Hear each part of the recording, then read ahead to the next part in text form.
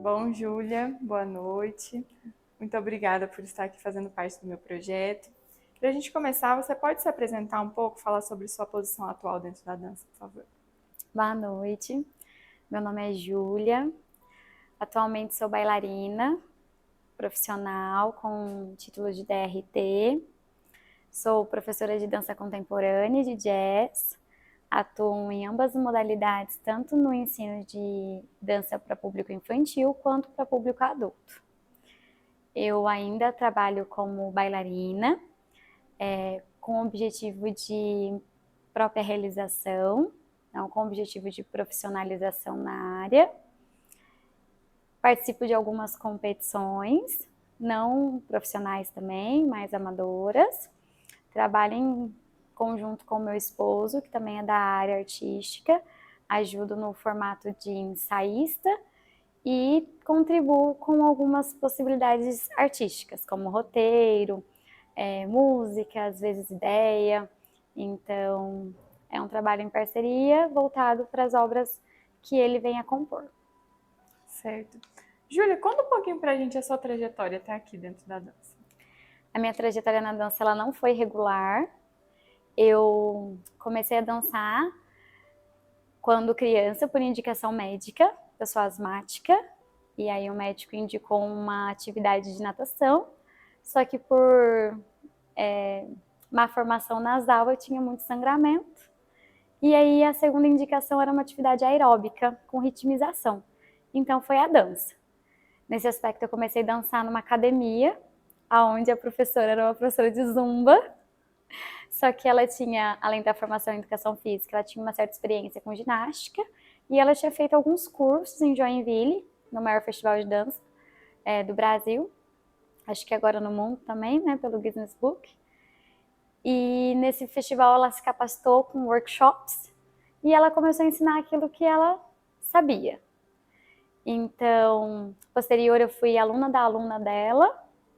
Essa segunda professora, ela já tinha uma formação um pouco mais adentro da dança, já tinha feito mais cursos, mais aulas, mas ainda não era uma formação técnica.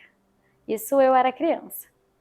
Aí, perto dos meus 15 anos, a professora percebeu que eu tinha realmente muita aptidão e me convidou para ir para o festival.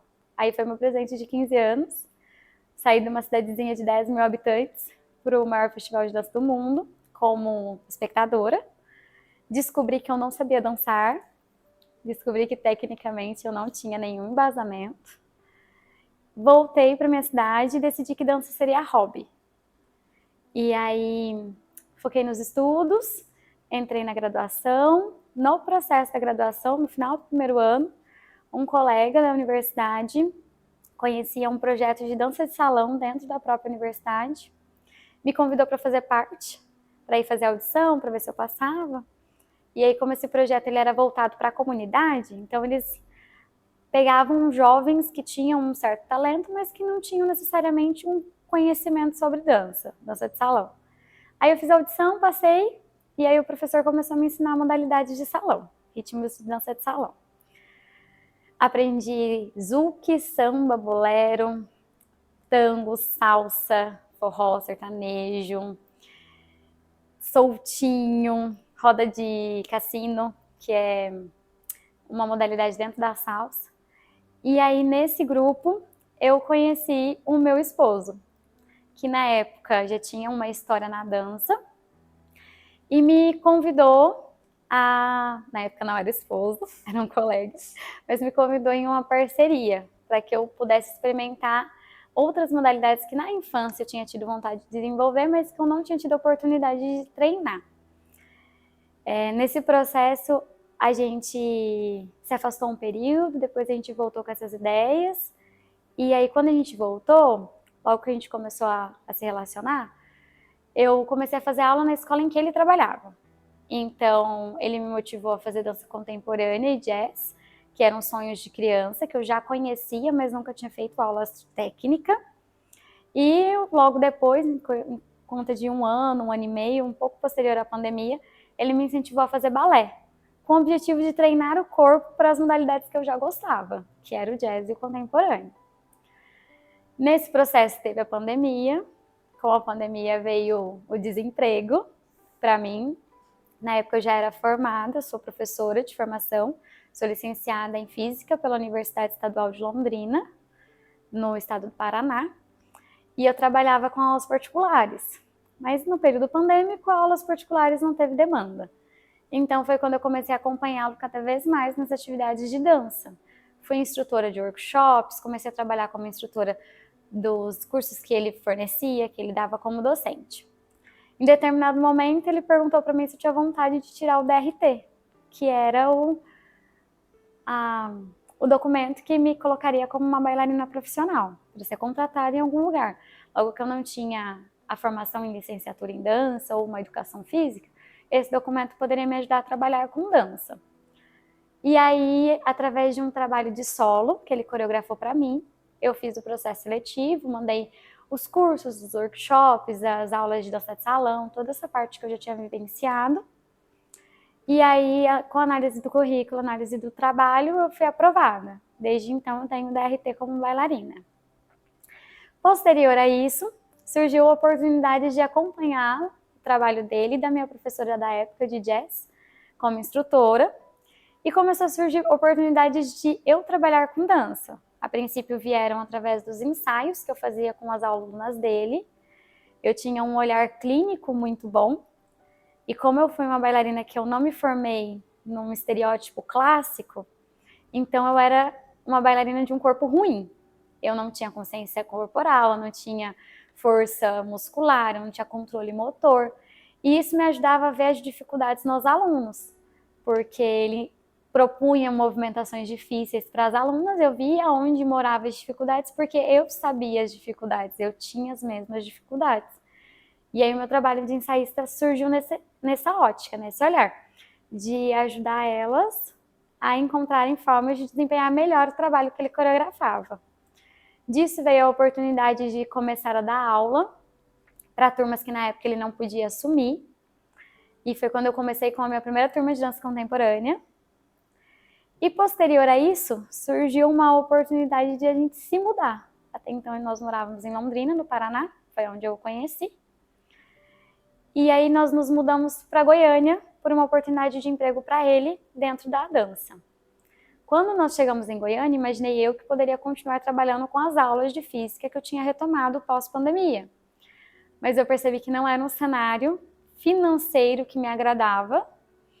E aí começaram a surgir oportunidades na dança. Porque, além de eu acompanhá-lo, então as pessoas me conhecerem vinculado ao nome dele, que já tinha uma história na dança, já era reconhecido, por me verem dançar. Eu participei de algumas aulas em algumas escolas, fiz parte de um festival aqui em Brasília, e na mesma época em que eu comecei a dançar, as pessoas começaram a ver que eu tinha sabedoria corporal. Viram que eu sabia de técnicas, e aí começaram a me dar a oportunidade de trabalhar. As primeiras oportunidades vieram mais voltadas para o jazz, porque aqui em Goiânia existe um cenário de uma deficiência em modalidades que não são o clássico, o balé clássico. Então, o jazz surgiu como uma pessoa que tinha algo para dar e tinha muitas escolas que gostariam de ter, e aí eu comecei a trabalhar com jazz. A dança contemporânea veio um pouco vinculada ao nome do meu esposo, logo que ele tinha um bom trabalho, mas ele tinha uma agenda já cheia por conta que ele já era contratado quando viemos. Então, alguns lugares me deram a oportunidade de trabalhar o contemporâneo no intuito de suprir aquela presença que ele não conseguia ter 100%. E aí eu me vi num cenário onde a dança me permitiu ser sustentada financeiramente mais do que o ensino de física, que foi o meu investimento na universidade. Eu trabalhei, mesmo em Londrina com dança, num formato em que a física ainda me sustentava. Ser professora de física e matemática ainda me sustentava. Era uma relação de 70% ensino regular, 30% dança, financeiramente. Em Goiânia, esse cenário inverteu. Ano passado, nós chegamos no começo de 2023, foi um meio ano muito difícil. E aí, quando eu comecei a trabalhar com dança, esse cenário se inverteu. Logo que a oportunidade em Goiânia com dança ela é muito vasta. Existem muitos meios onde você consegue trabalhar com dança em Goiânia. E as duas modalidades em que eu trabalhava, tanto jazz quanto contemporâneo, eram deficientes. E eu percebi que eu sabia muito e que eu tinha muito para dar. Até então, acho que eu não tinha me visto nesse lugar ainda, de saber tanto quanto eu sei. Eu acho que eu não tinha percebido o quanto eu sei. E aí, nesse lugar, eu trabalhei em 2023. E aí, esse ano, abriu mais oportunidades para trabalhar com dança. As oportunidades com dança voltaram a ter oportunidades na área de ensino, porque as pessoas que trabalharam comigo em dança perceberam que o meu embasamento no processo de aprendizagem é grande, por conta da minha licenciatura, que eu tenho em física. Eu consegui transpor esse conteúdo dentro da minha didática. Então, a dança abriu outras portas fora do mundo da dança mesmo, para o mundo do ensino. E atualmente eu sou professora de jazz e de contemporâneo, contratada em 2 escolas. Atuo como professora do ensino regular, com acompanhamento na área tanto de dança quanto de ensino de física. E iniciei recentemente um trabalho pedagógico dentro de uma coordenação de uma escola regular, com o objetivo de desenvolvimento do plano de trabalho da escola dentro da minha linha pedagógica. E, Júlia, adentrando um pouquinho mais no tema, né?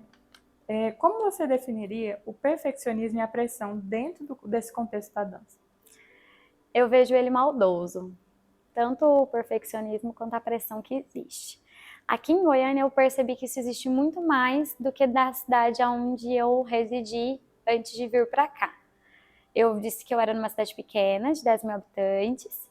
Eu saí dessa cidade com 17 anos para fazer a faculdade, na cidade mais próxima, que era um pouco maior. Essa cidade tinha 500 mil habitantes em média, que é Londrina. Londrina tem um fomento de dança grande. Há 30, 40 anos atrás já foi uma cidade onde residia uma das grandes companhias do Brasil, que é o Balé de Londrina, dentro da escola Funkart. Aconteceu um processo ali que Londrina se degradou na dança, acabou perdendo a qualidade que ela tinha, mas ainda assim, Londrina sempre teve grandes escolas de dança. Eu conheci essas escolas na época da dança de salão, não tive a oportunidade de estudar nelas, mas eu sabia da existência, eu assistia as peças, assistia as obras. E mesmo tendo um enredo de dança, Londrina nunca foi um lugar tóxico como Goiânia é. As escolas tinham suas competições entre direções, os alunos também tinham suas competições, mas eu via Londrina numa estética em que permitia corpos dançarem modalidades que não sejam clássico, claro, porque o clássico é muito mais rigoroso nesse aspecto do perfeccionismo, e esses corpos eles não eram tão perfeitos. Londrina tinha esse lugar um pouco mais fácil do que Goiânia. Não que lá não acontecia também a pressão pela estética. Eu sofri pressão pela estética pela primeira vez em Londrina. Mesmo não sendo tão fora dos padrões como se espera, sabe? Mas Londrina ainda tinha eu sentia que existia uma certa relação saudável entre professor e aluno, principalmente nas escolas onde eu convivi. O objetivo maior era proporcionar dança e não cobrar os resultados que a dança poderia trazer.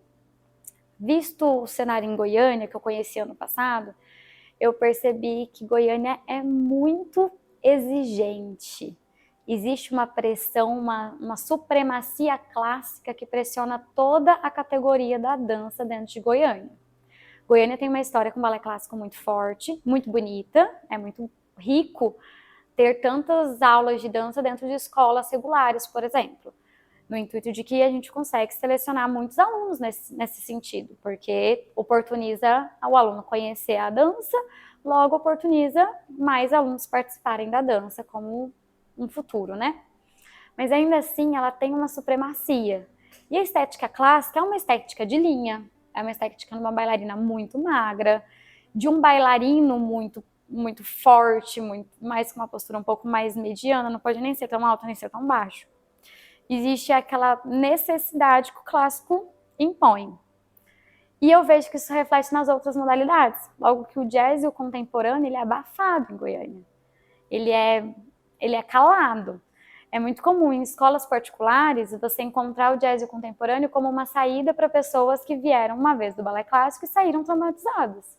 Atualmente eu dou aula numa escola onde as minhas 2 alunas de jazz já fizeram parte de uma companhia de dança profissional na cidade, abandonaram a dança por mais de 10 anos, retornaram agora e dizem que a minha aula é leve, que a minha aula não parece com uma aula de Goiânia, não parece que eu sou uma profissional daqui. Então existe essa supremacia. Esse perfeccionismo, eu vejo que ele é uma estética que deriva do balé clássico, porque os corpos têm que ser esbeltos, mas a pressão, ela é muito mais relacionada às pessoas que provocam a dança em Goiânia, que cultivam a dança em Goiânia. Eu vejo que existiu um relacionamento muito tóxico, muito... Como que eu posso dizer? Muito exigente, vou colocar nessas palavras, muito exigente no início do trabalho aqui em Goiânia. Essas pessoas fizeram suas carreiras, entraram nas suas devidas escolas, seguiram as suas devidas linhas, e nesse processo, elas carregam aquela pressão que um dia sofreram. Aí existem linhas onde essa pressão gera, onde essa pressão acaba se esvaindo. Ela acaba se esvaindo na cobrança dos alunos, ela acaba se esvaindo no apego emocional que ela provoca no aluno. Eu vejo muito isso aqui em Goiânia, eu não tinha vivenciado isso dessa maneira em Londrina. É uma necessidade de fazer o seu aluno ser só seu e não ser de mais ninguém. E você tem que obedecer o seu mestre para sempre, num intuito de que perde-se totalmente a ideia do que é um processo de aprendizagem, que o aluno, na verdade, ele é muito mais importante no processo do que o professor. Aí, além dessa parte que força o aluno a ficar pelo afeto, ou que força o aluno a ficar porque eu sou a mais poderosa dessa modalidade aqui na região, então você tem que ficar comigo, porque se não for comigo você não vai servir para mais nada. Ainda acontece no terceiro lugar, onde o aluno não tem a opção de só ser um aluno. Ele tem que optar entre essas duas opções. Ele não existe o terceiro lugar. E se ele tenta viver nesse terceiro lugar, é um meio onde nenhuma escola o abraça, nenhum professor o ensina adequadamente, ou pega ele para ser lapidado adequadamente, porque ele não é de ninguém, ele passa a ser uma pessoa solta dentro do enredo goiano. Eu vejo que essa pressão, esse perfeccionismo mora muito nesses lugares. Então ele acontece no perfil físico, eu vejo que acontece. Lógico, a pessoa que já tem um perfil físico, ou que busca esse perfil físico, sofre essa pressão emocional, mas fora isso tudo, existe um enredo que não é saudável. E esse enredo que não é saudável também provoca nos alunos uma dependência emocional, uma dependência de achar que se não for com aquela pessoa, se aquela pessoa não abrir as portas para ele, nada no mundo vai dar certo. E eles ficam presos. E Goiânia é uma cidade de muitos talentos. Muito mais do que eu vejo em Londrina. Porque Londrina não tem essa cultura, pelo menos de onde eu venho. Eu falo de onde eu venho. Londrina não tem a cultura de, por exemplo, dança dentro de escola irregular. Não tem. Se você juntar todas as escolas de Londrina e você juntar quem faz aula de dança das escolas de Londrina, não dá 1/10 do que é percentual ao que é Goiânia, sabe? Então Goiânia tem esse acesso dentro das escolas. Logo que tem um acesso, as crianças vão até as escolas de dança. Elas procuram dança. Então Goiânia tem muitos talentos, porque ela arrecada muita criança. Só que ao mesmo tempo que ela tem muitos talentos que ficaram aqui e que não saíram daqui. E que continuam dentro das próprias escolas, há 20 anos fazendo a mesma coisa. Ou que tentou bater asa, não conseguiu viver fora desse ciclo vicioso que Goiânia impõe e teve que voltar. E voltou casada, e voltou com a vida da maneira que é, seguiu, esqueceu o sonho, ou optou por uma outra linha de sonho, mas continua na dependência. Precisa ainda estar sobre o manto daquele protetor, que na verdade nunca deveria ter assumido esse lugar. Ele só é um professor. Docente é docente. A gente, como aluno, a gente cruza com milhares de docentes na vida. Acaba que o aluno fica pressionado a viver naquilo, e se não for aquilo, ele não tem futuro, né? E se não for aquilo, ele não tem futuro, exatamente. Futuro é limitado dentro da visão do professor. Você vai até onde eu acho que você pode ir. Isso não vou julgar a Goiânia como 100%, a gente não pode generalizar. Existem projetos de dança aqui em Goiânia muito bonitos, existem pessoas em Goiânia que trabalham projetos muito bonitos, que valorizam mais o que a dança pode gerar na vida da pessoa como indivíduo, como ser humano, do que como uma técnica que você está aprendendo. Mas infelizmente não é a maioria. Júlia, agora falando um pouquinho mais sobre o tema do TCC, né? Você já teve sintomas de ansiedade, de estresse, de transtorno, ou algum transtorno psicológico relacionado à dança? Muitos. Eu acho que eu nunca vivi tanto isso igual eu vivi ano passado. Na minha vida um pouco mais jovem, como eu era criança, eu sempre tive uma estética que combinasse com a dança. Eu nunca fui de origem do clássico, nunca passei por isso, mas eu sempre fui pequena, sempre fui magrinha.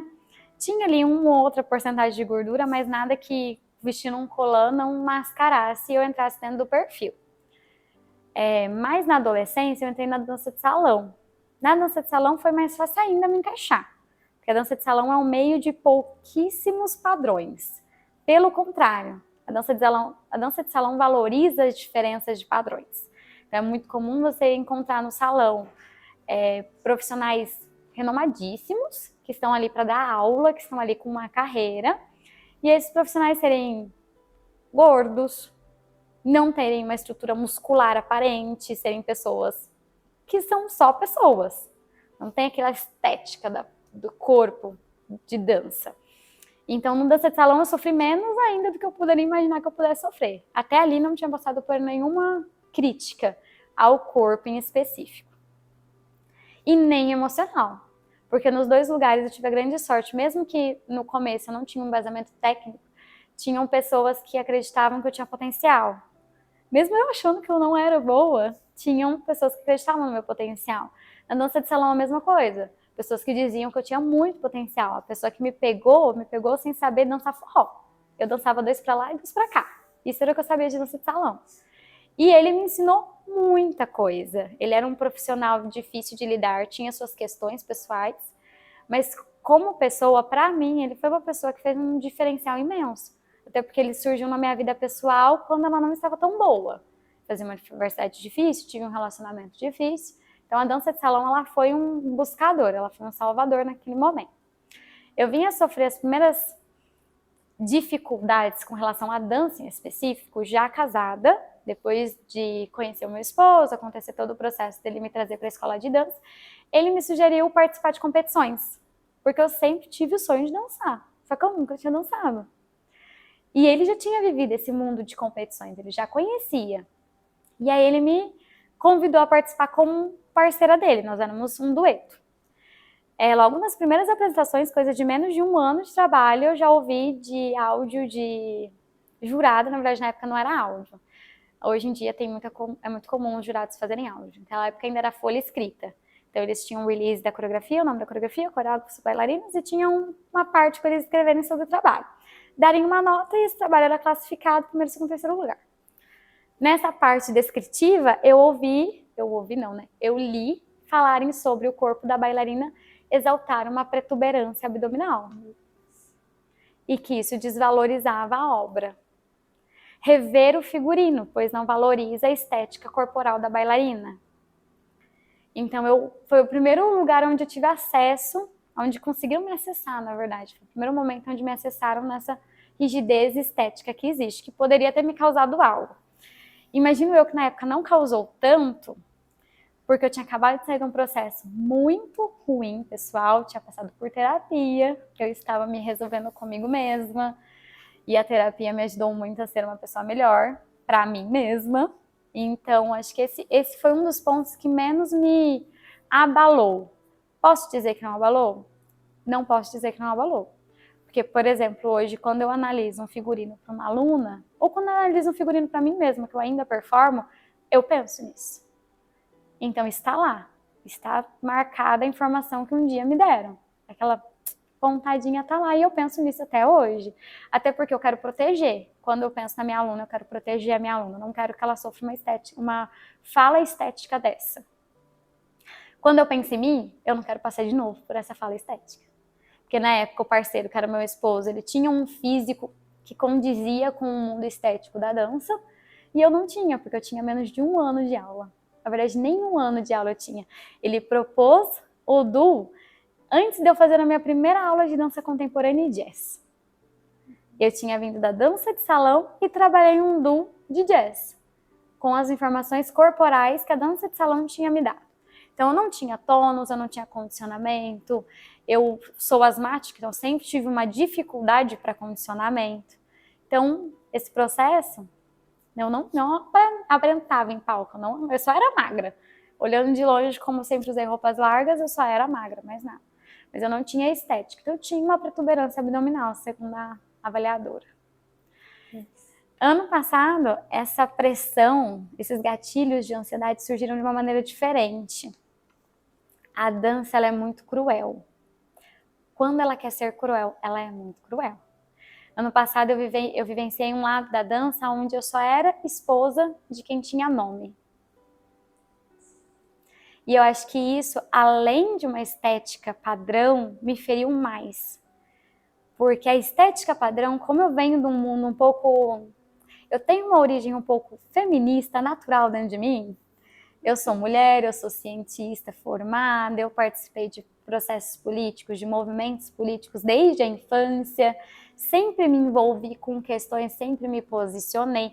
Passei por um relacionamento que me fez muito mal, me fez ficar anêmica, passei por traumas psicológicos dentro da universidade, por ser um curso de física, eu sou mulher fazendo física, sofri ali um certo, né, uma certa pressão, um certo, na verdade, abuso emocional. Então, como isso tudo já vinha um pouco carregado na minha história, o indicar falando mal do meu corpo não me fez tão mal quanto falar mal da minha capacidade. E me subjugar como uma pessoa que só é esposa de alguém que já tem um renome, foi o que mais me feriu.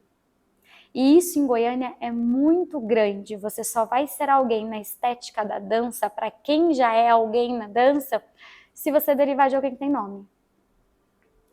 Você não pode ser por você. Você não pode ser você. Na verdade, não é nem por você. Você não pode ser só você que fez aula aqui, que fez aula ali, que fez aula lá e que construiu uma carreira sólida. Você tem que vir de alguém. Quem que te formou? Essa é a pergunta que fazem. E eu sou muito mais do que esposa de alguém. Até porque eu só sou esposa de alguém porque em período pandêmico esse alguém me permitiu ajudar ele a ser alguém que ele é hoje. E ele só é alguém que ele é hoje porque nós temos uma parceria. Porque eu consigo trabalhar uma base para que ele possa ir e criar as asas que ele tem o sonho de criar. Não que eu não tenha os meus sonhos, eu tenho, não são os mesmos que o dele. Então eu apoio os sonhos dele para onde ele quiser chegar. Não são os mesmos que o meu, mas não é porque os meus não são os mesmos que o dele, que os meus são menores e que me fazem menos formada pelo que eu sou. E não porque eu sou esposa de alguém que tem uma história, que construiu um nome, que tem um trabalho. Então essa pressão me causou muito mal. Essa foi, eu acho que, um dos maiores gatilhos que eu senti. Porque eu sempre fui muito posicionada com relação à minha sabedoria, ao meu conhecimento. Acho que não posso dizer sabedoria, posso dizer conhecimento. Sobre aquilo que eu sei, eu sempre fui muito posicionada. Eu sou docente, tenho formação pedagógica. Hoje eu dou aula de dança porque eu estudei, porque o meu corpo aprendeu, porque eu me desenvolvi. Então eu sei os processos que eu passei para chegar onde eu estou e para ter domínio de falar o que eu falo. Não foi porque alguém me catou lá e me fez esposa. Então, isso me gerou muitos gatilhos. Eu posso dizer, assim, muitos mesmo, porque eu tive que retomar processos que eu aprendi na terapia, que já fazia mais de anos que eu não tinha retomado. Eu fiz terapia antes da pandemia, eu fiz na linha de análise. Então, em determinado momento, a psicóloga me deu alta no intuito de eu me tornar minha própria analista. Essa foi a frase dela. Mas que eu tinha autonomia para voltar quando eu precisasse. Eu passei por muitas questões pessoais e não precisei voltar. Ano passado eu me vi no lugar de mandar uma mensagem para ela e pedir para voltar. Isso por conta dos gatilhos que esse processo de me julgarem por só ser a pessoa em quem eu estava acompanhando, quem eu era esposa, me gerarem. Então, esse processo Foi muito doloroso, eu retomei as minhas... Eu não consegui voltar com a terapia, infelizmente ela não conseguia me atender no formato online, porque ela não era daqui, ela era de Londrina e eu não queria outra pessoa. Então eu voltei com o meu processo que eu aprendi com ela. Como lidar com as minhas frustrações, como me encontrar nesse outro lugar. E aí, esses gatilhos me fizeram muito mal. Foram crises de ansiedade difíceis. Eu me vi tendo que tomar remédio outra vez. Remédio no sentido de calmante. Eu tomei calmante, não foi por conta da dança. Eu tomei calmante num processo pessoal, por conta de um relacionamento muito ruim e por conta da universidade, por ser um curso muito difícil. E esse curso muito difícil era extremamente difícil, né? Física dentro da universidade entra 5 e forma 1. Então, é muito difícil. E aí, nesse período, precisei tomar remédios, lógico, acompanhado de uma prescrição. Mas eu tomei remédio com objetivo de calmante, com objetivo de foco. Eu não cheguei a ser laudada, na época eu não passei por um processo de laudo, mas eu cheguei a um acompanhamento de médico para eu trabalhar um foco no meu dia. Eu fiz tratamento com alguns paliativos, como florais. Então, eu já tinha passado por um processo que eu consegui me sair desse lugar, consegui me reestabelecer. E aí, ano passado, eu me vi nesse lugar de novo. Então, eu tomei remédio de novo. Lógico que aí foi por alta medicação, porque eu já conhecia o processo e eu já sabia aonde que estava o meu limite. Aonde eu via que estava no meu limite, eu tomei remédio. Aonde eu vi que estava no meu limite, eu retomei as dinâmicas que eu aprendi na análise. Escrevia sobre as minhas frustrações, escrevia sobre meus pensamentos, aonde esses pensamentos tinham que me levar. Construí um raciocínio para me proteger de novas crises. Eu sempre chamei como crises. Mas crises no sentido de que elas me tiravam do meu padrão, do meu comum. E eu percebia isso, eu me sinto, nas duas situações, nos dois períodos, quando aconteceu, eu me sentia como uma terceira pessoa.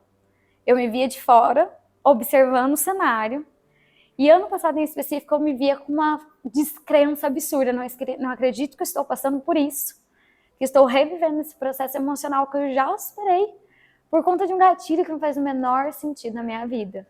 De pessoas que não fazem nenhum valor na minha vida, que não possuem valor na minha vida, sabe? E aí esse processo melhorou quando eu comecei a trabalhar com dança. Porque até então eu não tinha tido a oportunidade de ser conhecida. Eu tinha acabado de chegar, então não conhecia o público, não conhecia o meio. Aí esse processo foi se acalmando quando abriram as portas para eu começar a dar as primeiras aulas. E aí começaram a me valorizar pelo que eu era, porque eu tive a oportunidade de mostrar o que eu era, e não só quem eu acompanhava, que eu era um chaveiro que acompanhava alguém. E aí isso veio melhorando. Acho que as últimas crises que eu tive, assim, de gatilho de ansiedade, que eu classifico como ansiedade, é um sentimento de tremedeira, de paralisação. Teve uma aula em específico que eu mandei mensagem pro meu esposo falando que eu tinha que entrar naquela aula. Eu estava com dor abdominal, como se fosse uma dor intestinal, por não querer estar no mesmo ambiente que uma pessoa. E na hora que eu vi que não era essa pessoa que daria aula, a minha dor foi embora. E eu consegui fazer a aula feliz. Então, eu percebo que as minhas crises sempre geraram sintomas físicos. Na minha primeira vez com crises assim, que não tinha a ver com dança, eu tive desmaios, eu tive vômitos, eu tive anemia, eu tive outros sintomas. Desta vez os sintomas eles vieram mais emocionais. Eu tinha crises de choro absurdas, que eu não conseguia parar de chorar, que eu tinha que chorar.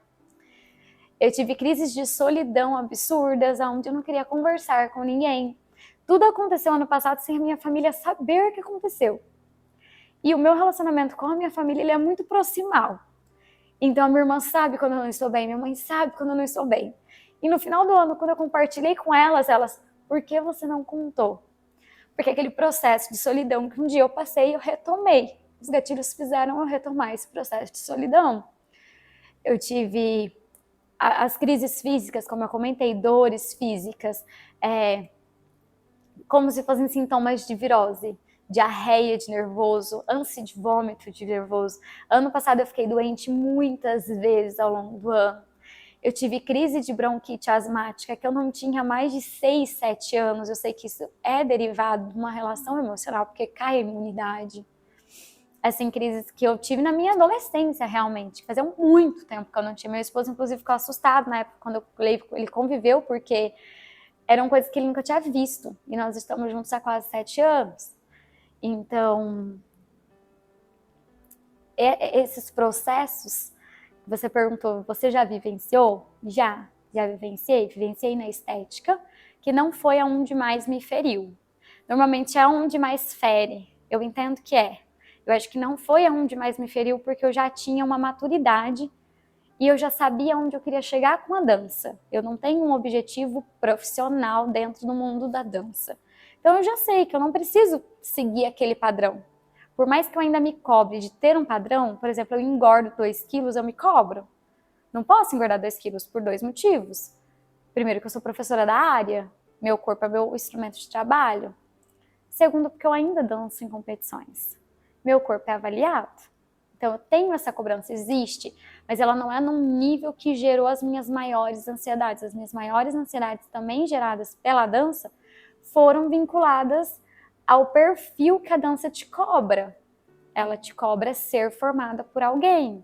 Ou se você não é da região, você não é daqui. Foi o que eu senti. E eu não sou formada por ninguém porque eu não sou daqui, então eu sou só esposa de alguém que já é alguma coisa. Eu não sou mais nada. Foi colocada num lugar de invalidez, né?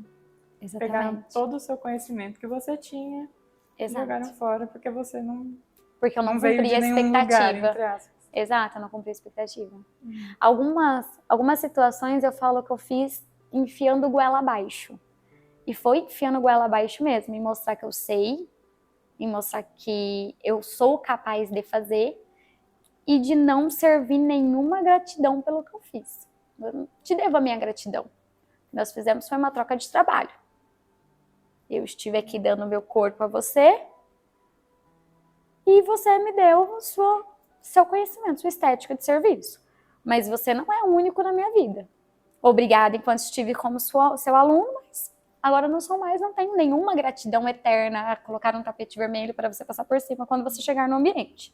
Você foi só mais um dos vários profissionais que eu já cruzei. A minha formação, eu te falei, ela é muito aleatória. Ela veio de muitos caminhos. Esses muitos caminhos me permitiram ter muitos professores. E a minha formação pedagógica em si não tem nada a ver com a dança. Se eu tenho uma boa pedagogia na dança, é porque eu tive bons professores pedagogos na universidade, de licenciatura em física. Não tem nada a ver uma coisa com a outra, em local, né? Em conhecimento, em meio. Esse aqui é corporal, esse aqui é exato. Cognitivo completamente. Então, eu passei por muitos profissionais incríveis para encontrar um profissional em que se acha incrível, ter que dedicar a minha vida a ele. Na hora que essa ficha caiu, na verdade, na hora que eu tive a oportunidade de mostrar quem eu era e as pessoas perceberem quem eu era e a minha ficha cair disso, aí eu pude guardar o caderno da terapia de novo. Ele está guardado já desde novembro do ano passado, não mexi mais nele. Mas ele ainda está lá, porque eu não consigo me desvincular. Faz parte, né, da sua vivência. Faz parte do meu processo. Ele já faz parte de mim. Sim. Além de transtornos psicológicos, né, Júlia? Você já enfrentou ou conhece alguém que enfrentou transtornos alimentares por causa da dança? Já. Eu não vivenciei, mas eu acompanhei pessoas que se tornaram amigos, colegas, que vivenciaram transtornos alimentares, no sentido de comer e vomitar. No sentido de não comer. Mas especificamente, não daqui de Goiânia aconteceu. A pessoa que eu acompanhei não era daqui, era de Londrina. A pessoa tinha uma estética magra, só que ela não tinha um biotipo físico da dança. Biotipo físico é uma pessoa muito longilínea. Então, eu sou um tipo físico. Eu tenho braços compridos e pernas compridas. Esse é um tipo físico. Eu não tenho um biotipo físico, na verdade, né? Eu não tenho a magrez e a musculatura que é esperada. Essa pessoa tinha a musculatura e a magreza esperada, mas ela não tinha o biotipo. Então, ela tinha coxas, ela tinha bunda, ela não tinha um braço fininho, que nem o meu braço. Meu punho dá a volta no meu punho. Isso é o natural de uma bailarina. Ela não, ela tinha punho. A gente brincava que ela era ossuda, que ela tinha E é biotipo natural da família dela. A gente analisava a família dela, ela era assim. E ela não queria comer. E ela se pesava toda vez antes da aula. Eu conheci uma outra pessoa, né? Nessa pessoa eu era amiga. Uma outra amiga da dança também. Essa originava do balé clássico. Ela era de formação desde pequenininha, fez parte da escola de balé.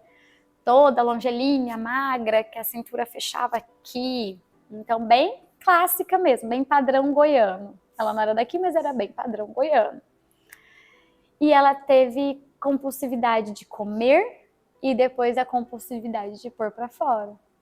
E ela contou isso pra gente quando, não estava só eu na época, ela contou quando ela já estava em processo de cura, assim, ela já estava em terapia, já tinha melhorado, já tinha ganho peso.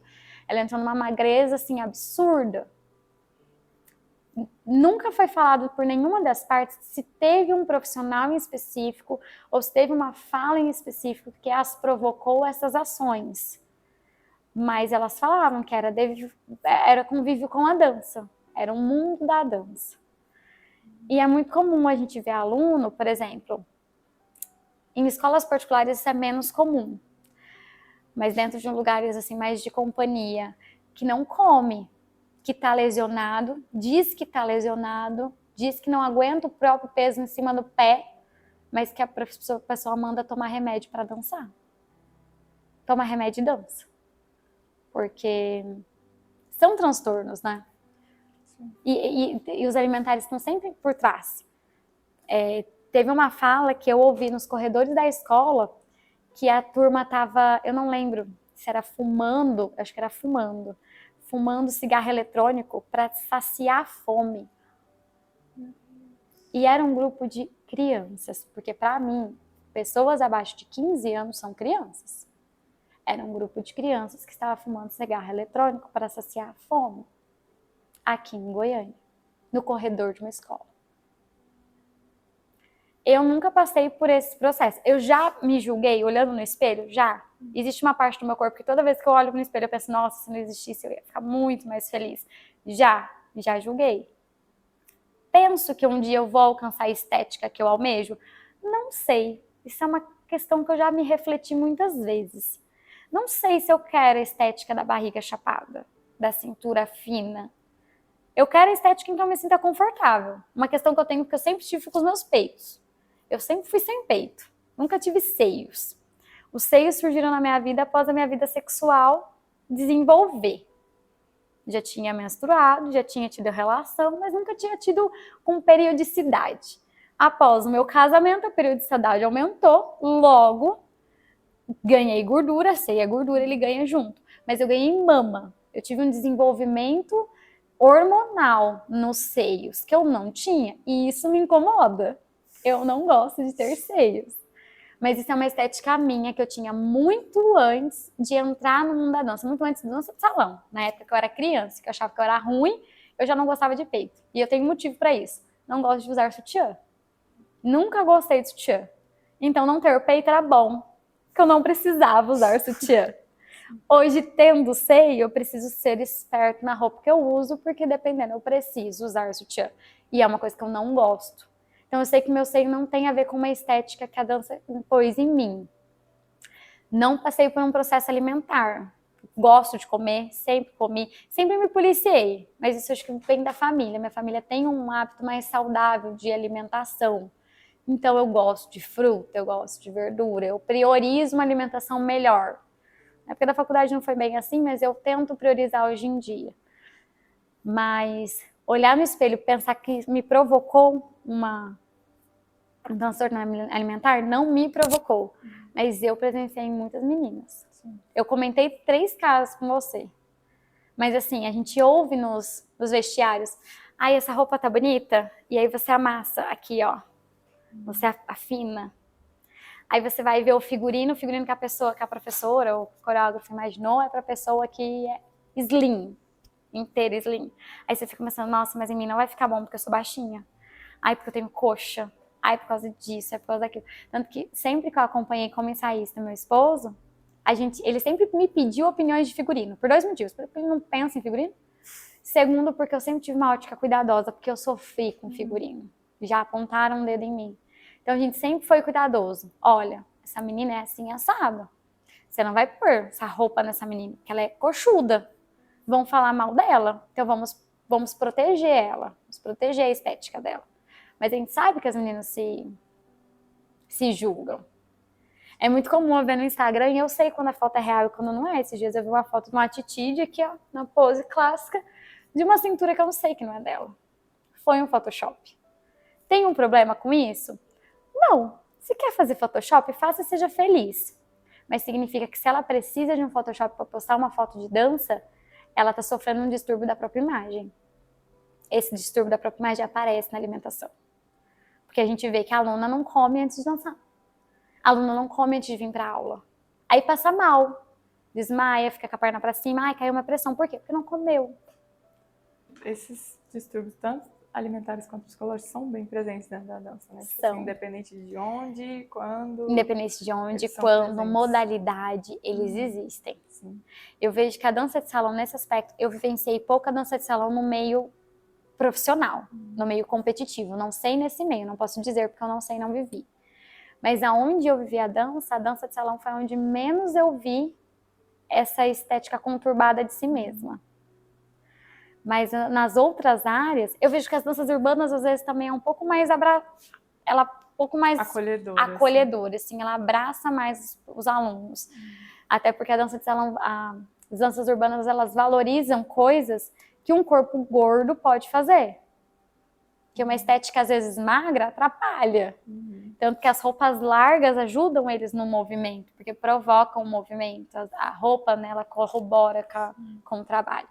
Então, eu vejo essa estética muito forte no clássico, no jazz, no contemporâneo. Muito forte nos três. E você acha que há uma necessidade de mais educação e suporte sobre a saúde mental e alimentação no ambiente da dança? Como você acha que isso poderia ser melhorado, solucionado?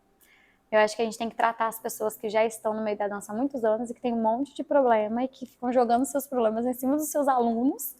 E isso gera gatilhos nos alunos, porque gera dependência nos alunos. Eu acho que esse seria o ponto inicial. Mas não vejo isso como uma possibilidade viável. Eu duvido que uma pessoa de 60 anos vai querer fazer terapia sobre isso. Então não acho viável.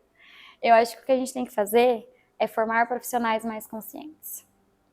Eu, como professora, tento mostrar para os meus alunos que eu não sou a única na vida deles. E que todos os corpos são valorizados. E que mesmo quem é bom, quem é ruim, todo mundo vai pegar frente. E mesmo que você começou agora, está dançando na mesma turma que a amiguinha que está dançando há 3 anos, você tem tanta capacidade quanto ela só tem mais treino. Eu acho que a gente tem que formar pessoas que tenham mais essa mentalidade. A dança, ela tem um objetivo totalmente oposto do que eu vejo que acontece. A dança ela é um meio de integração. Dança é uma linguagem não verbal. É você precisar comunicar uma informação através do corpo. Quando você comunica através do corpo, você integra pessoas que não falam a mesma língua. Ou seja, ela é uma modalidade de integração. Eu posso dançar aqui e eu posso dançar na China. Se for triste, o chinês chora igual o brasileiro. Eu não preciso falar o que eu estou dançando. Então ela tem esse viés, ela é para integrar. Tanto que as técnicas, elas são, lógico, cada país acaba, tirando o clássico que acabou se padronizando no mundo com as suas linguagens, né, com as suas linhas, o jazz contemporâneo acaba tendo suas linguagens mais específicas. O Brasil tem uma, Estados Unidos tem outra, Europa outra e assim sucessivamente. Mas de um modo geral, as danças, as modalidades, elas são feitas, assim, elas são construídas ao longo do tempo num trabalho de compartilhamento de informação. O profissional de lá vem dar aula aqui, o daqui vai para outro lugar, e isso gera uma linguagem, posso dizer isso, global de dança. Tecnicamente existe uma base global de dança, que se você dança qualquer coisa, você vai para um evento de qualquer lugar, você consegue se enfiar lá no meio, você pega o ritmo, você vai, você se comunica com os corpos. E eu acho que isso se perde, porque a gente não tem profissionais com essa mentalidade. Os profissionais perderam a ideia de que dança é integração. Eles acham que dança é se amostrar. O pessoal daqui fala mostradinho, né? Dança é ser isso. Não é. Aí eu vejo profissionais, por exemplo, profissionais jovens. Jovens do intuito de 30 anos. Menos de 30 anos, na casa dos 30 para baixo. Para mim isso é jovem, eu sou jovem, tenho menos de 30. Então entre 20 e 30 sou jovem. Profissionais nessa categoria que já trabalham seus alunos na mesma estética do que seus professores de 50, os professores de 40. Aí não faz sentido. Aí passou 2 décadas, porque passou a década do professor de 40 para chegar nos seus 30, e você de 30 com seus de 20, e você está trabalhando a mesma coisa.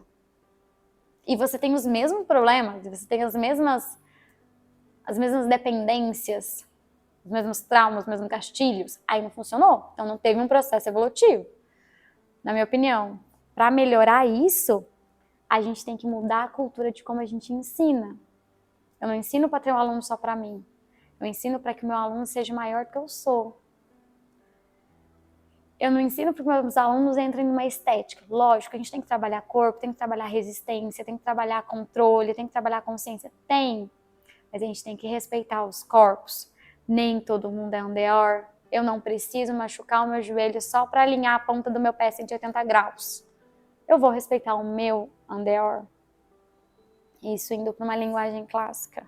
O jazz contemporâneo ele acaba sendo um pouco menos maldoso nesse aspecto, porque o jazz ainda exige muito condicionamento nas linhas de base. A gente pede, a gente exige, porque se você não tem força muscular, você não executa as movimentações.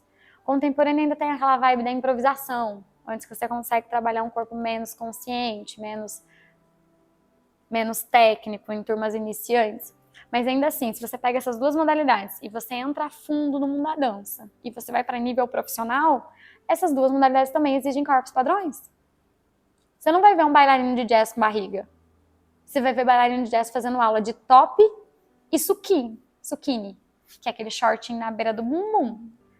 E aí a coxa é trincada, o abdômen é trincado, que eles ficam lá travados naquele movimento de exercício de força, mais de minuto, fácil.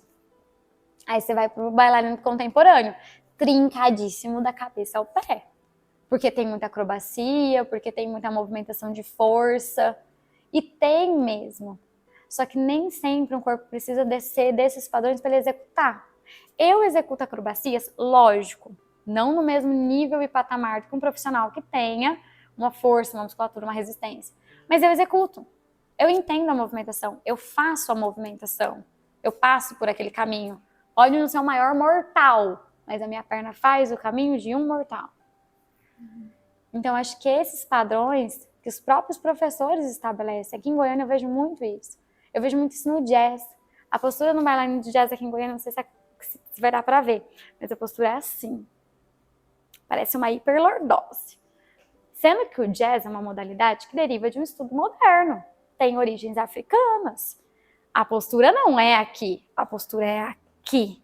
É encaixada, é com a bacia neutra. A contração acontece com a pelve. Então não é aqui que eu contraio, é aqui que eu contraio. Existe uma mudança postural. E aqui essa mudança postural você não vê em palco. É todo mundo na estética da Barbie, sabe aquele corpinho que faz assim, sim, a bundinha para trás? Lordose absurda. E os profissionais dessa faixa etária, 20, 30 anos, estão formando esses bailarinos. Tá errado. Aí a gente vem com um discurso, isso também é um problema, de desconstruir isso. De você ser dono do seu próprio processo de aprendizagem, de você respeitar suas limitações, mas não permitir que as suas limitações te limitem, buscar o seu processo de melhora constante. Aí muitas vezes a gente encontra empecilho no próprio aluno, onde eu também acho que devia haver tratamento. Porque eu, na minha opinião, não tinha passado por isso em Londrina. Eu vejo isso aqui em Goiânia. Existe uma dificuldade absurda de querer aprender, de se esforçar para aprender. Além de querer tudo mastigado, as informações mastigadas, não quer sair da sua zona de conforto, não quer sair daquilo que já é habitual. Esse também é um outro lugar onde eu trabalharia, para ter profissionais, para ter uma dança mais saudável, mentalmente mais saudável. A gente precisa de professores mentalmente saudáveis, que formem alunos que tenham consciência dos seus direitos, dos seus posicionamentos em aula, dos seus deveres como discentes, de saber, de possuidores do seu próprio processo de aprendizagem. Eu sou possuidora do meu, você é possuidora do seu processo de aprendizagem. O professor está ali como uma ferramenta, mas ele não é único. E além disso, de alunos que queiram aprender por si, para melhorar o seu processo de aprendizagem, a sua dança, o seu objetivo. E se o seu objetivo não é chegar lá, o meu objetivo não é chegar lá no profissional. Tudo bem, eu entendo, mas não é porque eu entendo que eu não vou chegar lá que eu não me esforço para melhorar a minha realidade. Eu posso não ser profissional, mas se eu estou aqui dentro da sala matriculada numa aula para aprender, se eu estou aqui matriculada, o mínimo que eu tenho que fazer é me esforçar para aprender. Estar ali por estar ali, então não tem sentido você estar. Aí cai na ideia de que a gente vem com uma proposta docente diferente, querendo trabalhar um aluno que se coloque num lugar como indivíduo, independente, autônomo do seu próprio processo, e o aluno também não recebe isso, tem resistência para receber. Às vezes ele prefere o profissional que o vincula e que o vicia numa condição emocional. Bom, para a gente finalizar, a última pergunta, eu gostaria que você falasse aqui direto para a câmera, que não é bem uma pergunta, mas eu gostaria que você deixasse uma mensagem, um recado para as pessoas que estão assistindo esse vídeo que possam estar com situações semelhantes a essas que a gente comentou aqui.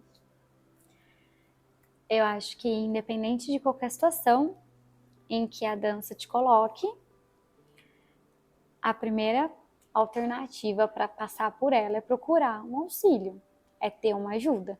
Eu vejo que em todos os processos que eu passei, o que eu vi acontecer, as pessoas que saíram de forma saudável desses lugares e continuaram com um vínculo amoroso com a dança, independente se seguiu profissionalmente ou não, foi pessoas que procuraram ajuda. Então, na minha opinião, terapia é fundamental na vida de todo mundo. Eu não me vejo hoje sem ter passado por um processo terapêutico. E gostaria de continuar. Infelizmente, hoje não continuo, mas eu gostaria de voltar, porque eu acho que isso foi o que me tirou do meu buraco, que me fez sair e me enxergar como indivíduo, como autônoma. E dentro da dança, a dança pode ser muito ingrata, mas ao mesmo tempo, ela pode ser muito gratificante. Existem profissionais, existem pessoas que têm o objetivo de compartilhar, que têm o objetivo de acrescentar. Esses tempos, há pouco tempo, coisa de menos de um mês, eu estive num evento onde dos profissionais que estavam nesse evento, 3 profissionais grandiosos já no Brasil, de renome, compartilhando com uma turma como se eles estivessem dando sua primeira aula, dispostos a explicar a mesma coisa que eles já explicam há 20 anos de tempo de carreira, 50 mil formas diferentes. Então, existem pessoas que, se você buscar da forma correta, você vai conseguir se capacitar em dança, você vai conseguir criar uma profissão na dança, porque ainda existem uma rede de pessoas que busca, assim como eu, no caso, ter uma relação saudável com a dança. Eu quero que os meus alunos, daqui 10 anos, os que estão dançando, pensem, nossa, eu comecei porque a Júlia me falou que eu tinha capacidade de começar. Mas que ele não tá mais comigo, que ele cresceu, que ele é maior do que eu, que ele tá dançando em lugares maiores. Ou que daqui 10 anos, quem não dança mais, fale, nossa, eu tinha vontade de voltar a dançar. As minhas aulas com a Júlia me faziam feliz. Mas que tenha autonomia de dançar com qualquer outro profissional, porque o vínculo não é comigo, o vínculo é com a dança. A dança ela é uma linguagem que te permite ser mais. Ela, na minha opinião, dentre tantas formas de arte, a dança conta muito sobre você. Porque quando você canta, você pode cantar uma música de qualquer um. Quando você performa um teatro, você veste o personagem de qualquer um. Quando você se torna dançarino, por mais que você também passe por esses processos, o momento da improvisação que existe dentro da dança é só sobre você. Sobre quem é, sobre a sua história, sobre os seus traumas, sobre as suas soluções para si mesmo, sobre você. Então a dança ela te permite ser aquilo que você almeja ser, ou ela te permite modificar aquilo que você gostaria. Ela é caminho, ela não pode ser barreira. Então se você está parado na barreira, se analisa. e se enxergue de fora.